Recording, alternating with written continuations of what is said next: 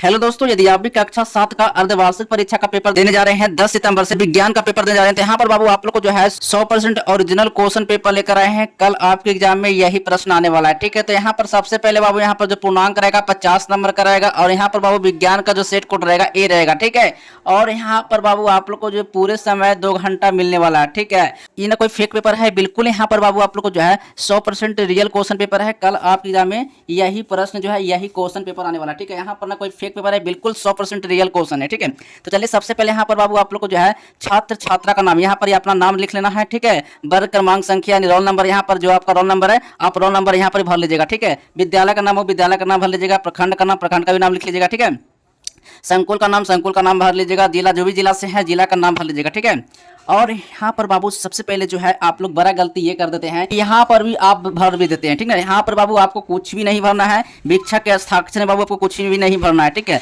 मूल्यांकन कर्ता का हस्ताक्षर में भी कुछ नहीं भरना है, प्रांतांक में भी कुछ नहीं भरना है। तो ये बाबू भरेंगे कौन? तो आपके जो क्लास के जो टीचर होंगे वही सब इसमें भरेंगे। ठीक है, आपको इसमें कुछ भी छेड़छाड़ बिल्कुल भी नहीं करना है। ठीक है, यहाँ पर जो क्वेश्चन लेकर आए हैं 100% रियल लेकर आए। कल आपके एग्जाम में 10 सितंबर को बाबू बिल्कुल 100% एग्जाम में आने वाला है यही क्वेश्चन पेपर। ठीक है, क्लास 7 का परीक्षा देने जा रहे हैं 10 सितंबर से अर्धवार्षिक परीक्षा, तो ये ओरिजिनल क्वेश्चन पेपर है। ठीक है, तो चलिए एक एक प्रश्न का सही सही आंसर बताएंगे।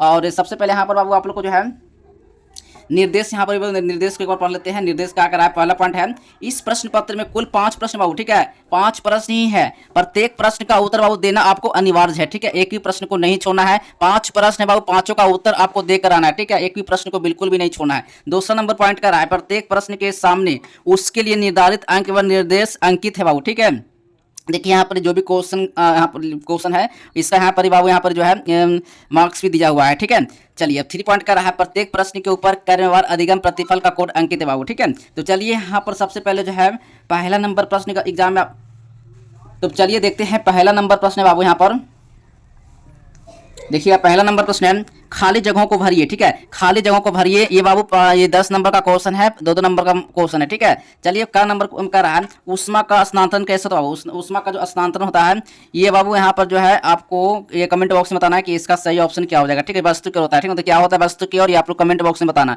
ठीक है, चलिए यहाँ पर एक प्रश्न देखते हैं, मानव शरीर का सबसे बड़ी ग्रंथि क्या हो? तो मानव शरीर का सबसे बड़ा ग्रंथि जो है लीवर या यकृत, दोनों एक ही होता है। ठीक है, तो लीवर होता है। ठीक है, यहाँ पर आपको लीवर भर लेना है, एक भी प्रश्न को बिल्कुल भी नहीं छोड़ना है। एग्जाम में कल 10 सितंबर को बिल्कुल यही प्रश्न आने वाला है, तो फटाफट अभी से जितना भी प्रश्न आप देख रहे हैं आपके पास नोटिफिकेशन गिर रहा है, तो आप लोग फटाफट जल्दी से आप लोग तैयारी कर लीजिए। एग्जाम में रूबहू आप लोग को यही क्वेश्चन पेपर आने वाला है, एक भी प्रश्न बाबू गलत बिल्कुल भी नहीं रहेगा। गलत रहेगा बाबू आप चैनल को अनसब्सक्राइब बिल्कुल कर दीजिएगा। ठीक है, चलिए ग प्रश्न का रहा है, समय का मूल मात्रक क्या था? समय का मूल मात्रक सेकंड होता है। ठीक है, याद रखिएगा। ठीक है, चलिए घ में बाबू क्या रहा है ना, पोटेशियम परमैंगनेट को गर्म करने पर अन्य पदार्थ के साथ क्या निकलता है? वो O2 गैस बाबू निकलता है। क्या? O2 गैस निकलता है। ठीक है, पोटेशियम यानी कि परमैंगनेट को गर्म करने पर क्या निकलता है? वो तो O2 गैस निकलता है। ठीक है, चलिए अब अगला नंबर प्रश्न है, हैजा एक क्या है? हैजा बाबू एक प्रकार का संक्रमक जनित बीमारी है वो। ठीक है, संक्रमक जनित बीमारी है, याद रखिएगा इसका सही ऑप्शन संक्रमक भर के आइएगा। ठीक ना, अब चलिए अगला नंबर क्वेश्चन लेते हैं।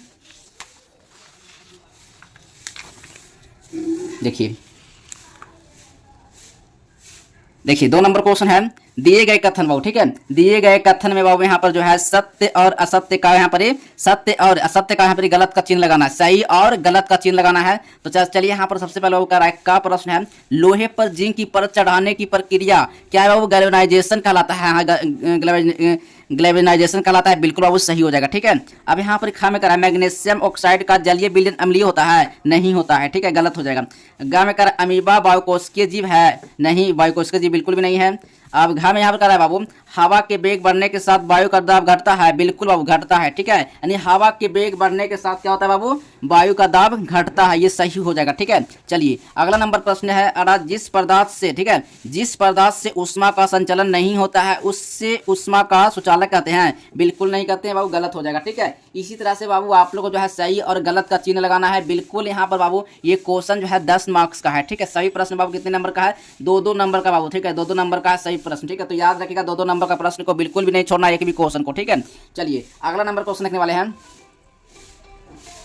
अगला नंबर वो प्रश्न यहाँ पर कराना, अगला नंबर प्रश्न है, 3 नंबर प्रश्न है, स्तंभ अ स्तंभ ब के साथ सही सही मिलान करना है बाबू। ठीक है, ये भी प्रश्न बाबू 10 नंबर का क्वेश्चन है। ठीक है, सही प्रश्न बाबू 2-2 नंबर का है बाबू। ठीक है, 2-2 नंबर का है, तो चलिए सही सही मिलान करते हैं और यहाँ से बाबू अब जो है 10 नंबर बाबू अब कंप्लीट कर लेना। ठीक है, चलिए सबसे पहले यहाँ पर स्तंभ अ और स्तंभ ब में मिलान करना है। ठीक है, तो कार्बोहाइड्रेट क्या है बाबू, तो कार्बोहाइड्रेट जो है बाबू क्या है, तो कार्बोहाइड्रेट जो है क्या है, शर्करा है। तो कार्बोहाइड्रेट बाबू क्या है, एक प्रकार का शर्करा है। ठीक ना, प्रोटीन क्या है वो, अमीनो अम्ल क्या है, तो प्रोटीन है बाबू। ठीक है, वसा क्या है बाबू, तो वसा एक अम्ल का गिलस्रोर है। ठीक ना, तो इसका सही से आपको मिलान करना है। ठीक है, पित्रस क्या हो, तो पित्रस पित्ताशय बाबू। ठीक है, चलिए लाल क्या है वो, लाल लाल ग्रंथि है ना, लाल क्या, लाल ग्रंथि है, तो यहाँ इसको मिलाना है। ठीक है, ये बाबू 10 नंबर का क्वेश्चन आप कंप्लीट बिल्कुल कर लीजिएगा।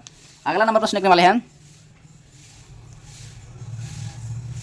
4 नंबर प्रश्न है, क्या में करा है, बायोगैस क्या है, इसके क्या लाभ है। ठीक है, या फिर ऊंट मरुस्थल में जीवित रहने के लिए किस प्रकार का अनुकूलित है। तो बाबू यहाँ पर 2 में से एक क्वेश्चन को बनाना है। ठीक है, तो यहाँ पर मैं बनाने वाला हूँ बायोगैस क्या है। ठीक है, इस पर बनाएंगे और अगर आपको ये आता है तो आप ये बना सकते हैं। तो बायोगैस एक पर्यावरण अनुकूल नवकरणीय ऊर्जा का स्रोत है। यह कार्बनिक पदार्थों के विघटन से बनती है और इसके फायदे भी है। ठीक है बाबू, तो इसी तरह से बाबू आपको लिखना है। ये प्रश्न जो है कितने नंबर का है बाबू, तो 10 नंबर में पूछा गया है। ठीक है, ये प्रश्न बाबू 5 मार्क्स का है। कितने मार्क्स का है बाबू, तो 5 मार्क्स का है, याद रखिएगा। इसको आपको बना के आना है पूरा क्वेश्चन को। ठीक है, अब चलिए 5 मार्क्स का एक और क्वेश्चन बाबू यहाँ पर यह है हाँ में। ठीक है, भौतिक परिवर्तन एवं रासायनिक परिवर्तन में क्या अंतर है बाबू, इसको लिखना है। ठीक है, भौतिक परिवर्तन और रासायनिक परिवर्तन में स्पष्ट करना है, अंतर बताना है। ठीक है, 5 मार्क्स का क्वेश्चन है बाबू। ठीक है, चलिए अब यहाँ अर्थवा लिखा हुआ है, आप ये बनाइए चाहे ये बनाइए, दोनों में से कोई एक ही प्रश्न को बनाना है। ठीक है, यहाँ पे कह रहा है भौम जलस्तर नीचे गिरने के कौन कौन से कारण है। ठीक ना, तो यहाँ पर बाबू इसका आंसर मैं यहाँ पर पहला प्रश्न का देंगे। ठीक ना, भौतिक परिवर्तन, तो यहाँ पर भौतिक परिवर्तन के दौरान कोई नया पदार्थ नहीं बनता है। ठीक है,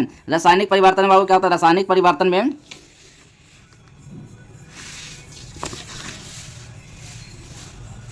ठीक है, रासायनिक परिवर्तन के दौरान एक या एक से अधिक नए पदार्थ बनते हैं। ठीक है, चलिए दोनों का अंतर लिखना है 5 नंबर मार्क्स का है। ठीक है, चलिए अब अगला नंबर क्वेश्चन है, लास्ट क्वेश्चन है, 5 नंबर प्रश्न है, मनुष्य के पाचन तंत्र का नामांकित चित्र बनाएं। ठीक है, ये बाबू 10 नंबर का क्वेश्चन है। ठीक है, 10 नंबर क्वेश्चन है, आप बिल्कुल 100% एग्जाम में पूरा क्वेश्चन का आंसर देकर आना है। एक भी प्रश्न का आंसर बिल्कुल भी नहीं छोड़ना है। नहीं भी आ रहा है तो आप जो भी लिखना है आप लिख दीजिएगा, एग्जाम में एक भी प्रश्न को बिल्कुल नहीं छोड़ना है।